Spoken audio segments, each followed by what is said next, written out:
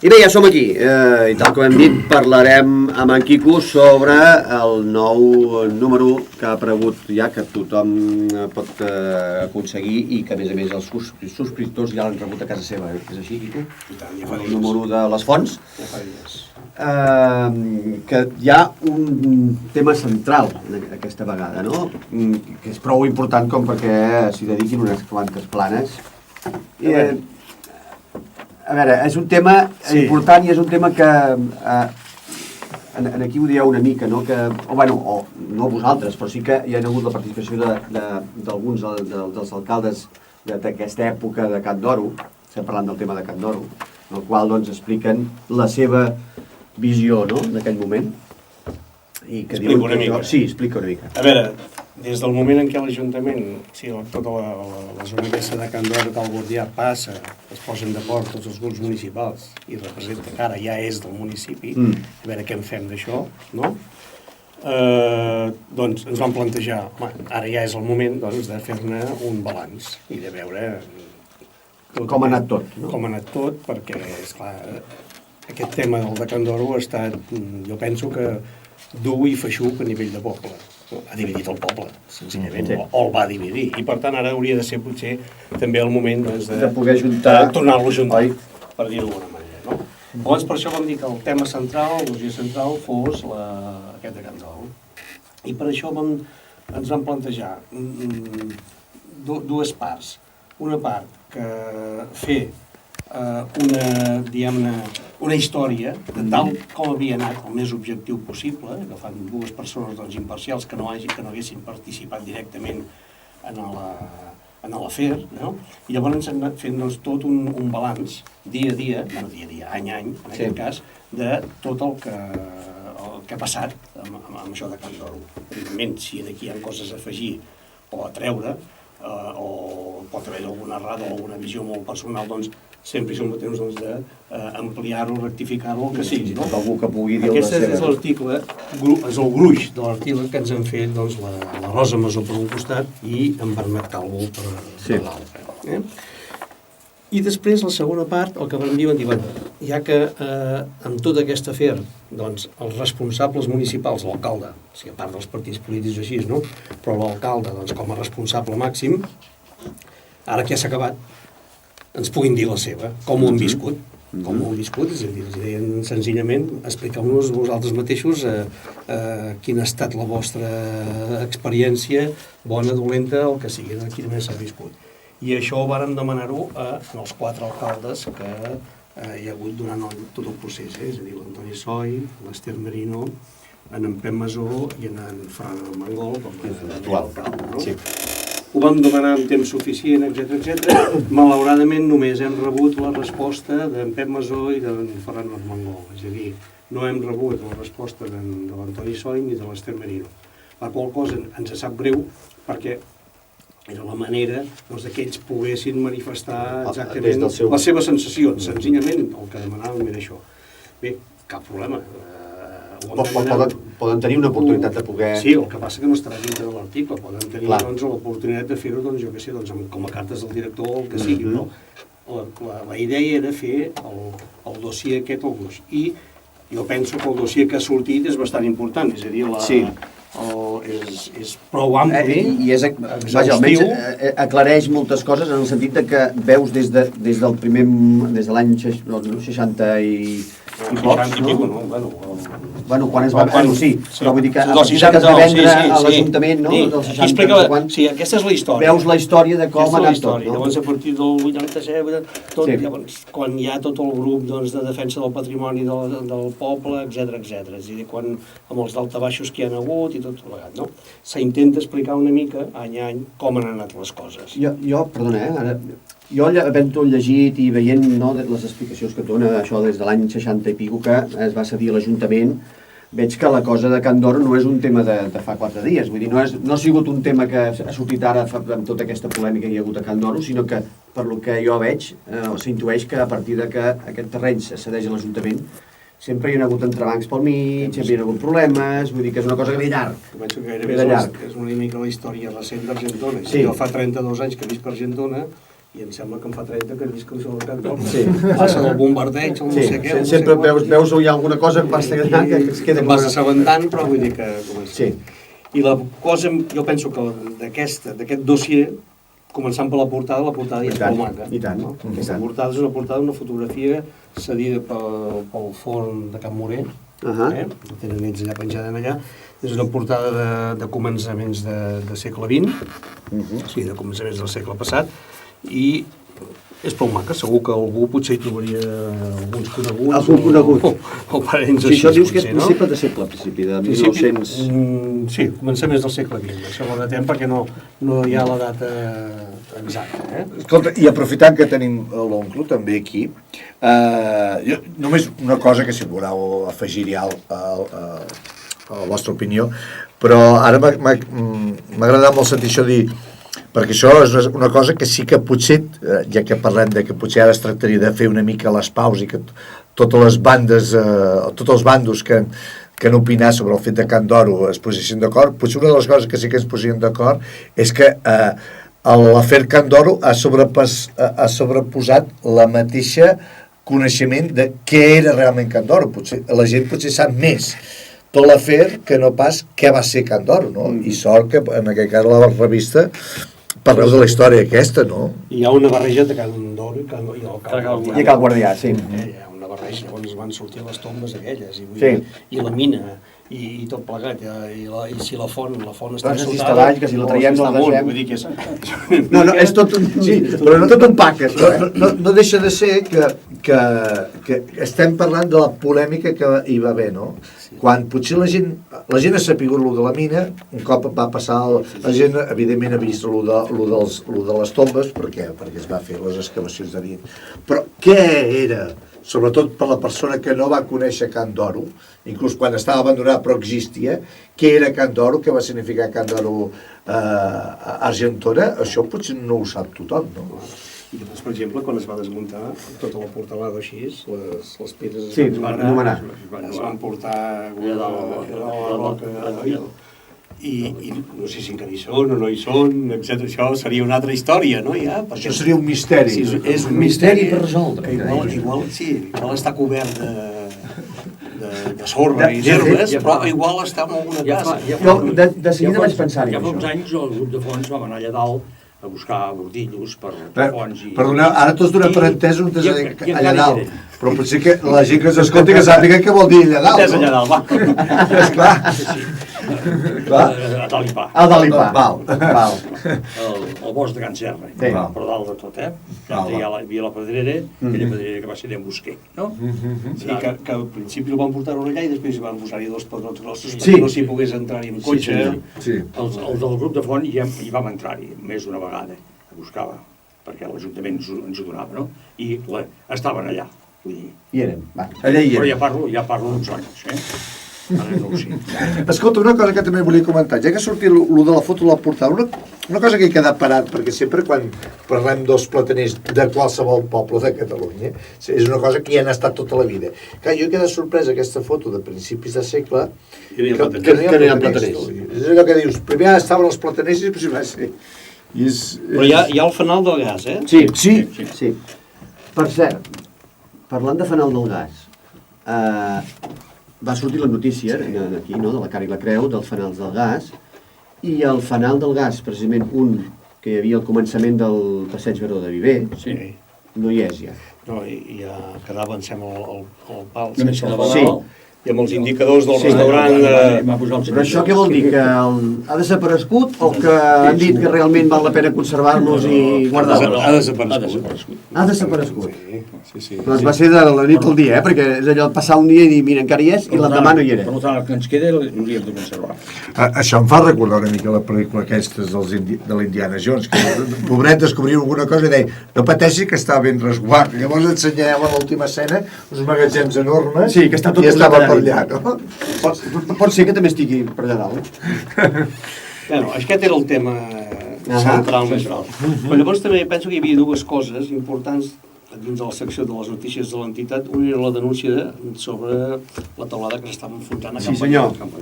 Can Ballot és, si no entès, la masia més grossa que hi ha al terme, gairebé, com a dimensions així, no? I aleshores vam veure que hi havia la fotografia aquesta que s'estava ensorrant. Amb allò va passar d'un amo, es van vendre amb un altre i al final està ara en mans, em sembla, d'un d'aquests bancs que diuen dolents. Banc dolent, no? Ha de ser molt dolent. Molt dolent.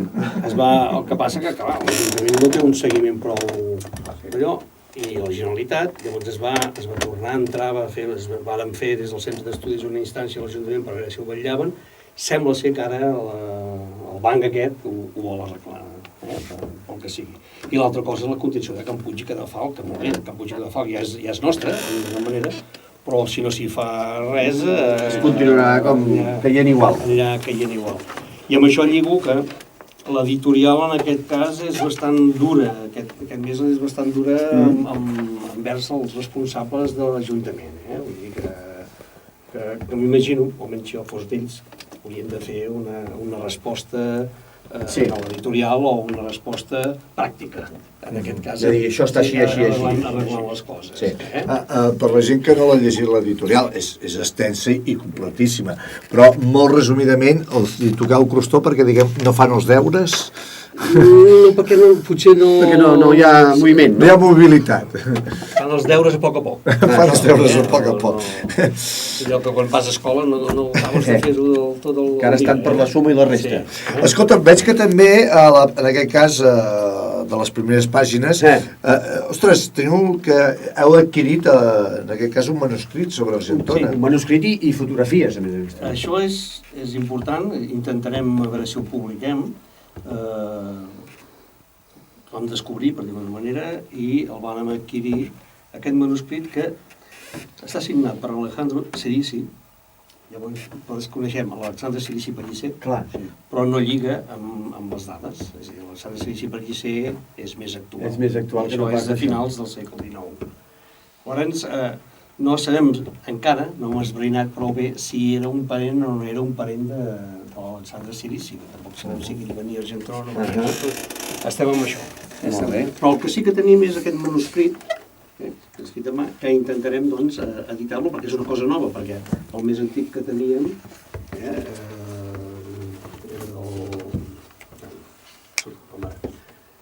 el llibre d'en... Bueno, és igual. No. Ja sortirà. Ja en sortirà. I aquest és una mica més antic. Encara serien les notícies més antigues que tenim d'un treball complet sobre Argentona. Potser el més antic és aquell de l'Atlante espanyol, allò, no sé què. Allò era notícies. Allò és un manuscrit. Era un manuscrit que passava, sí. I això, aquest d'allò de fotografies que també... I això són postals, és un grup de postals de fotografies que els hem adquirit.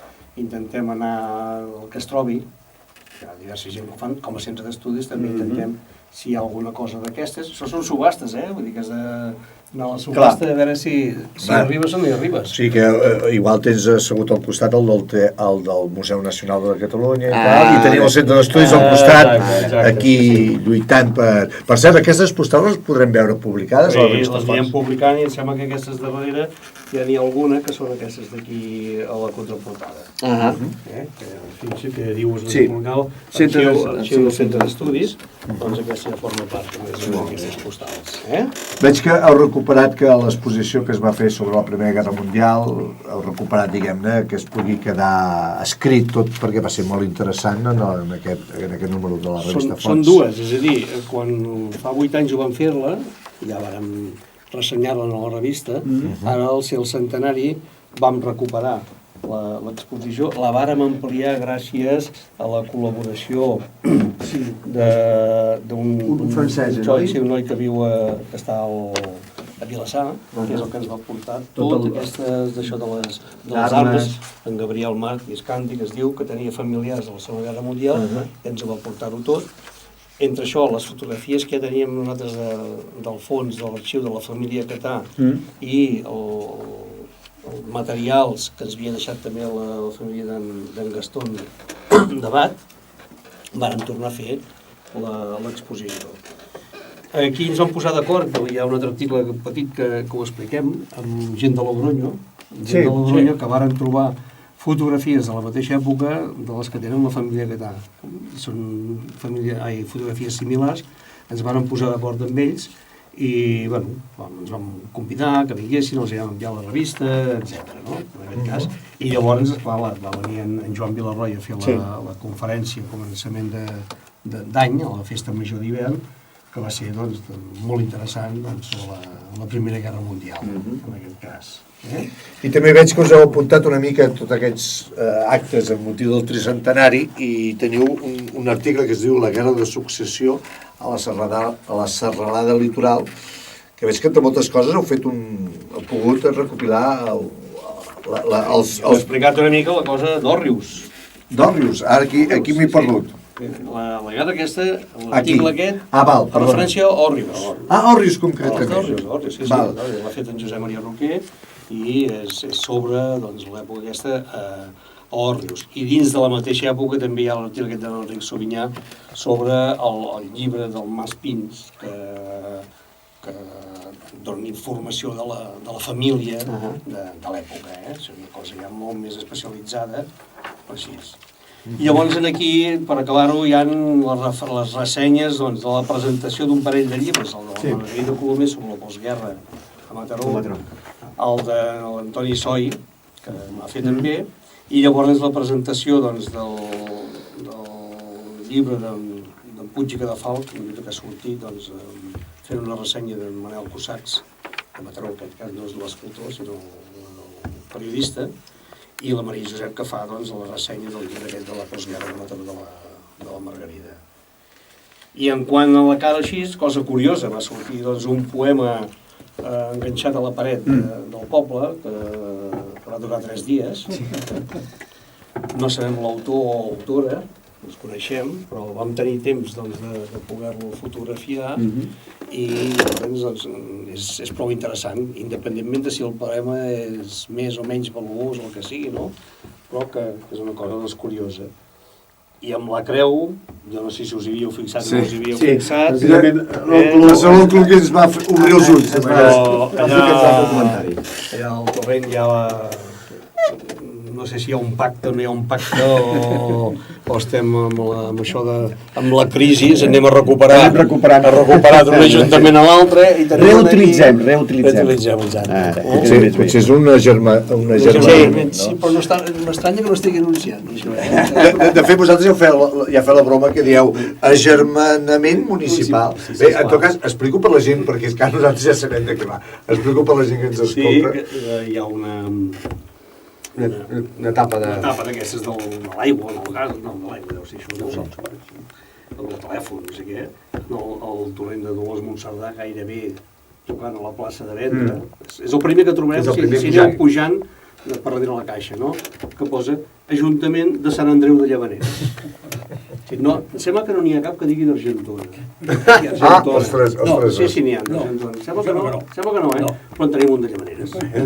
Llavors això vol dir que vam tenir el forat, faltava el ferro, no arribava, van anar a Llavaneres i vam fotre, ja vam tenir un magatzem com aquest del Brocà d'aquí dalt i algú podria anar allà a recuperar. Més a Miguel qui té les d'Argentona, per això. Això fa recordar aquell programa de l'APM, que hi ha un paio que va a pobles i veu les... A veure si encara vindrà i dirà, nois, estem a Argentona, però veieu, aquí les tapadores són... I ensenya els friquismes, per dir-ho així, de cada poble. Això ho podia ben bé fer. Li podíem dir que vingui. Quico, alguna cosa més a afegir? O potser ens pots donar hipotètiques notícies de què pot ser el proper número? El proper número, bàsicament, tindrà 2 eixos centrals, o 3. Un centenari del naixement d'en Jaume Clavell, l'altre el centenari, anem de centenaris, fixeu-vos. Tricentenaris? No, anem de centenaris. Primera Guerra Mundial, del centenari del Centro. Sí. Bé, 25 anys del grup de natura, ja fa 25 anys que aquesta gent s'estan bellugant, que fa la recuperació de la qüestió ecològica, de la qüestió natural, etc. I llavors també hi haurà altres articles com l'Òncul, el Penya de Ballandro, així, però us centrarem una mica en aquest aspecte. Jo et passo una xuleta, si vols, Quico. El que passa és que no sé exactament els anys, però m'ha dit un ocellet que a xarxa d'Argentona, antigament Rialles, si no celebra els 20, celebra els 25. Em sembla que teniu alguna a veure, us encomano un article.